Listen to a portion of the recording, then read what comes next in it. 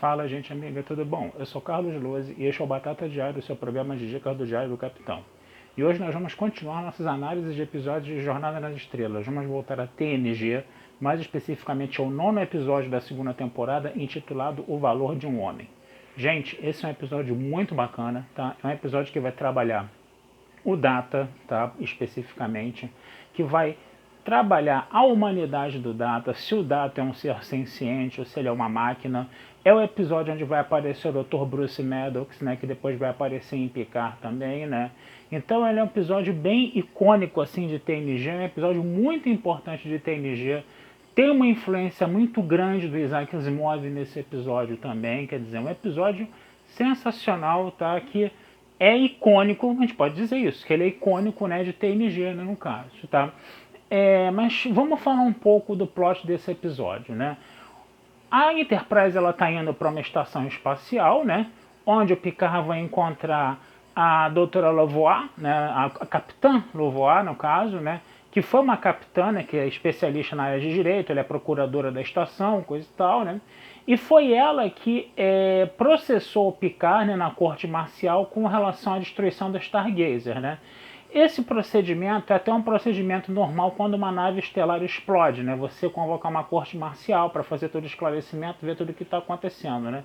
Mas o Picard ficou muito doído, ficou muito sentido, né, com essa situação, porque ele não se via culpado naquela situação, né? E o que acontece? Ele acha que a mulher, né, que a Lavoie, ela fez de tudo, entendeu, para prejudicar ele, né? Então você tinha um relacionamento ali que era um relacionamento de amizade, né? Eles se encontravam, eles sentavam, jantavam, coisa e tal, mas tinha uma animosidade dentro, né? Um grau de desentendimento muito forte, né? Ao mesmo tempo chega um almirante, né? Com o comandante Bruce Maddox, né? Que é um cara especialista, né, em cibernética, né? Que quer fazer o quê? Ele quer pegar o Data, né? Desmontar o Data para poder estudar o Data, né, mais detalhadamente, né, e poder tentar replicar o Data, né, fazer com que o Data não seja mais aquela invenção única do Dr. Song, né, e ele tem uma autorização da Frota Estelar para isso, né. Então você vai ter uma situação aí onde o Picard vai ser obrigado a ceder o Data, né, ele pergunta quais são as especificações, né, quais são os procedimentos de tudo isso que vai acontecer, né? E aí você vai ter um cérebro positrônico, né, que o Maddox criou para colocar, vamos dizer assim, a informação do Data nesse cérebro positrônico, só que o Data faz umas perguntas técnicas sobre esse cérebro positrônico e o Data não se vê com muita segurança com relação a esse cérebro positrônico que o Dr. Maddox faz, né? O Picard não autoriza esse procedimento, mas aí como ele tem uma ordem da Frota Estelar, né, ele acaba, né, vamos dizer assim, pegando o Data, né, no caso, e levando o Data, né. O Picard sobe nas tamancas, enlouquece, né, ele vai conversar com a Lavoie, né, e aí você vai ter uma situação ali em que a Lavoie fala o seguinte, ó, fala pro Data se demitir então, né, e falar pro Data se demitir então. Aí o Data se demite, né, mas aí o que acontece, né? O nosso Maddox ele vai dizer que o Data não pode se demitir porque ele é uma propriedade da Frota Estelar, como se fosse um objeto, uma máquina, entendeu? Que pertence à Frota Estelar, né? E ele não tem o direito de se demitir, quer dizer, o Data não tem direito de qualquer escolha porque ele é visto como uma máquina, né? Como um objeto, entendeu? Da Frota Estelar.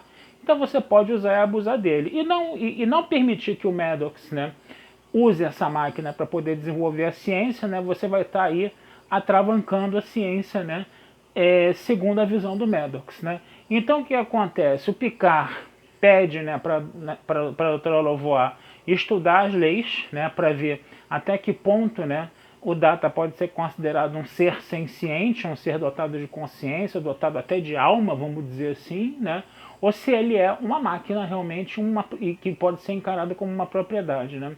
A nossa doutora Lavoie, ela vai estudar as leis, né, que vão atestar que o Data é visto como uma máquina, né, que ele é visto como uma propriedade, né.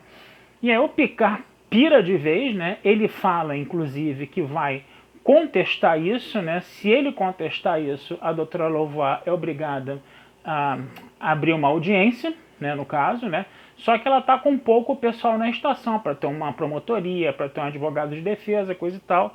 Então, o que acontece? Quem tem que ser o advogado de defesa nesse caso, né, tem uma nave estelar encostada lá na estação, né, quem tem que ser advogado de defesa vai ser o Picard. E depois, logo, o segundo em comando teria que fazer o quê? A promotoria. E aí, essa batata quente vai cair no colo de quem? Do Riker.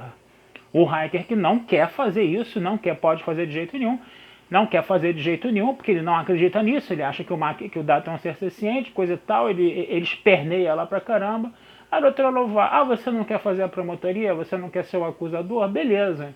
Então eu decido aqui sumariamente de acordo com a lei, e o Data vai com o Dr. Maddox e vai ser desmontado pelo Dr. Maddox lá.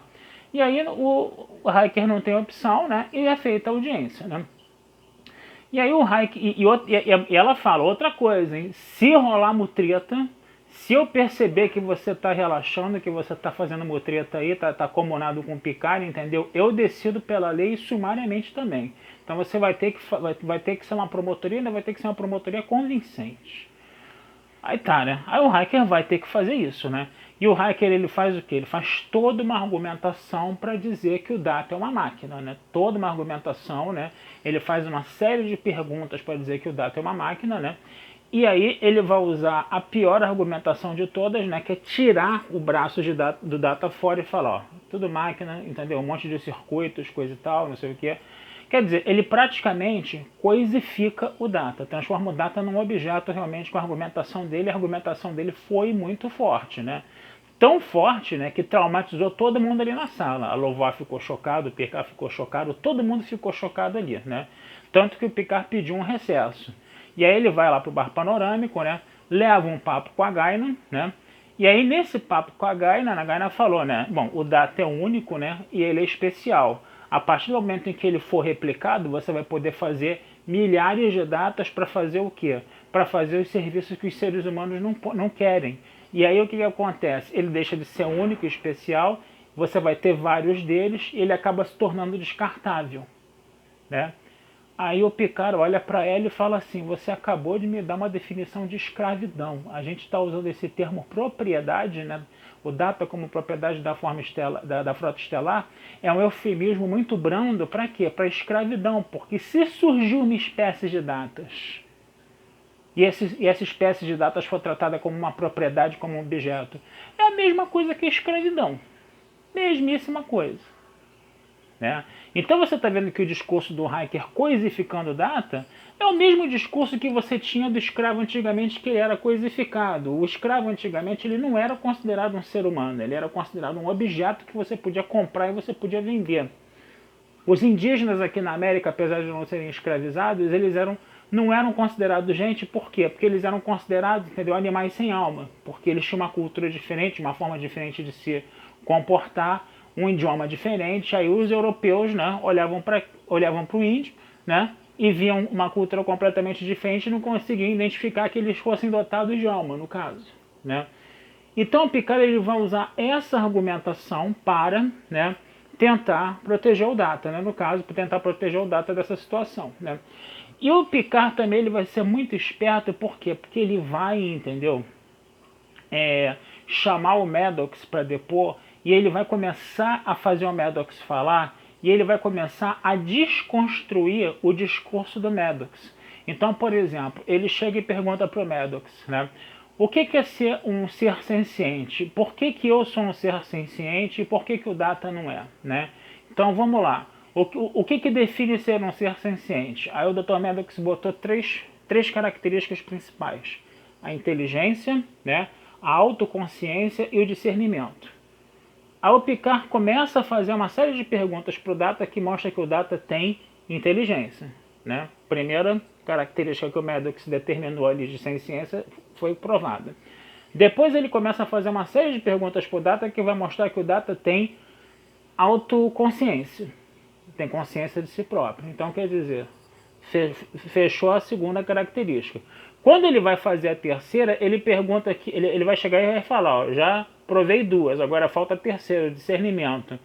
E se ele tiver discernimento, ele vai ser considerado um ser senciente?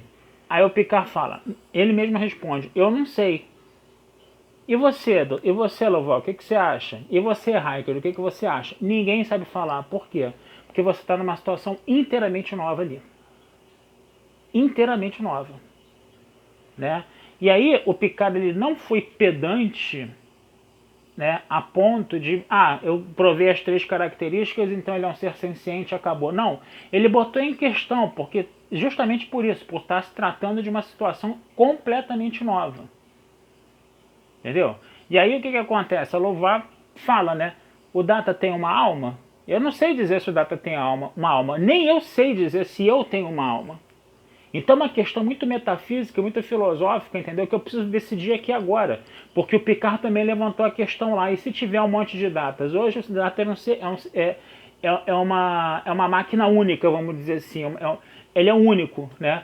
Agora, se você tiver vários datas, você passa a ter uma raça. E aí, qual vai ser o destino dessa raça? Virar propriedade da Frota Estelar? A Frota Estelar que está explorar, conhecer novas vidas, coisa e tal, vai tratar essa forma de vida aí como uma, vamos dizer assim, como uma propriedade? Isso não é a mesma coisa que escravidão? Então, quer dizer, o Picard ele vai trabalhando essas questões, né, no caso, né? E aí a nossa Lovar vai decidir o seguinte, né? O Data é uma máquina? Ele é uma máquina. O Data é uma propriedade da Frota Estelar? Não, não é. Porque o Data, entendeu? Ele tem direito de escolha. Ele acaba tendo direito de escolha, então. Aí o Data realmente fala, né, então o veredito dela é esse. E o Data chega pro Maddox e fala, eu não quero participar dessa experiência. Aí o Data ainda chega e fala, mas não fique desencorajado a fazer a experiência. Porque quando você tiver condições de fazer essa replicação, quando você desenvolver esse cérebro positônico melhor, eu ainda vou estar aqui. Né? Acabou não estando, né? Porque a gente viu o que aconteceu lá em Nemesis, né? Mas tudo bem. Né? Então o que acontece? Né? Mas o Befort ficou, né? Mas o que acontece? Então o que acontece? A gente vai ter, né, todas essas questões aí sendo trabalhadas, né? E o Picard vai trabalhar muito essa questão da escravidão, vai trabalhar muito essa questão da autoconsciência. O Maddox vai ficar convencido, né? Para você ter um happy end ali, né? A gente sabe que essas coisas são muito complicadas, né? Porque a mentalidade humana, entendeu? Ela demora muito para mudar, né, no caso, né, o Maddox realmente viu o Data como um objeto, apesar de ver o Data com admiração, viu o Data como um objeto realmente, né, e você não vai mudar essa mentalidade de uma hora para outra no transcorrer de um episódio, né, mas é para você, é série para ter final feliz, é para ter um final conciliatório, então a gente entende até porque eles botam a coisa nesse ponto, né, mas a gente sabe que isso não é real, né, no caso, né. Agora com relação, né, para falar rapidamente aqui, com relação à parte de Asimov, né, a gente vê muita influência do Asimov nesse episódio, né? A começar pelo cérebro positrônico, né? Porque o Data é o androide, é um robô asimoviano por excelência, né? Ele está ali realmente, a gente sente que, mesmo não sendo citado, né, em Jornada nas Estrelas, a gente vê que ele está cumprindo as 3 leis da robótica ali claramente, né? Que ele é o robô asimoviano por excelência, né? E que você também tem nessa literatura de robôs do Asimov, que é uma literatura muito vasta, né? É interessante você ver todo o desenvolvimento de um preconceito dos seres humanos para com os robôs, né? Esse preconceito ele vai começar a aparecer quando os robôs começam a substituir, entendeu, a mão de obra humana, entendeu, no mercado de trabalho, entendeu? O Asimov ele previu isso. Né? Ele previu isso, entendeu? Nos romances de ficção científica dele lá da década de 40 do século passado, né, coisa e tal, né? E com o tempo esse preconceito ele se desenvolveu de uma forma, entendeu?